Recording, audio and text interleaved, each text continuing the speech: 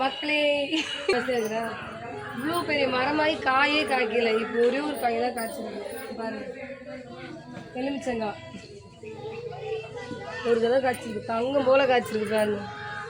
பச்சலாக தான் இருக்கு.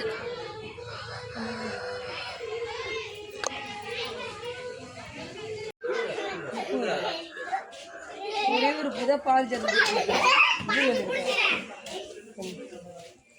பச்சலாமா? ஓ யாஸ் பறிக்கலாமே. இன்னும் ஃபுல்லாக வெடிக்கல. அதனால் ஊருக்கு போகிறதால உடனே பறிச்சிட்டேன். ஒரு புதை புத்துரு இவ்வளோ பறிச்சதுனால முட்டு நிறைய வச்சுருக்கு. பூத்தா ஒரு நாளைக்கு ஒருத்தவங்க கண்ணு வச்சிருவாங்க, வைக்க மாட்டாங்க. ஆல்ரெடி கொய்யாப்பழம் பறிச்சாச்சு. ஆனால் நம்ம அதை வீடியோ எடுக்கல. இப்போ சீத்தாக்காய் பறிக்கிட்டு எடுக்கலாம். நாங்கள் சென்னை போகிறோம், அதனால தான் பழம்லாம் பறிச்சுட்டு இருக்கோம்.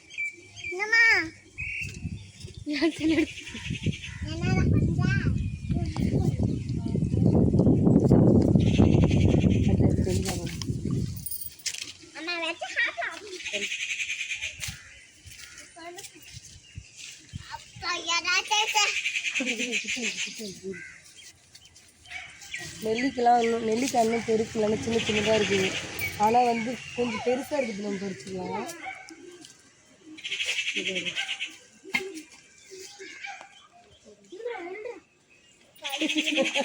இது போடுங்க போது நான் வாயில் போடுறேன். அது எல்லாத்தையும் சாப்பிட்றதுக்கு ரெடியாக இருக்கிற பாருங்க.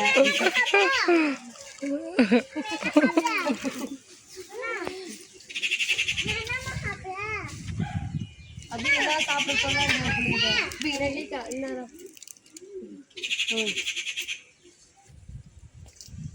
பியூர் நெல்லிக்காய் சொல்லு. ஃப்ரெஷ்ஷான நெல்லிக்காய் சொல்லு. ஃப்ரெஷ்ஷாக மரத்திலே பறித்து சாப்பிடும்போது ஒரு டேஸ்ட்டு தான். போதும் போதும்.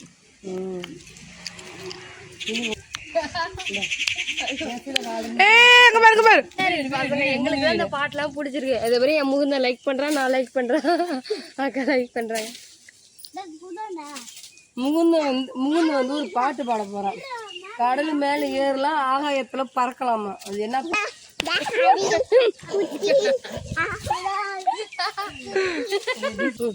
பாடுப்பா. சரி நீ பாடு. பைத்து முத்திருச்சு. என்ன பண்ற? ஆல்ரெடி கொய்யாப்பழம் பறித்து வச்சுருக்கோன்னு சொன்னேன்ல. பாருங்க, பார்க்க தான் சின்ன சின்னதாக இருக்கும். ஆனால் டேஸ்ட்டு நல்லாயிருக்கும்.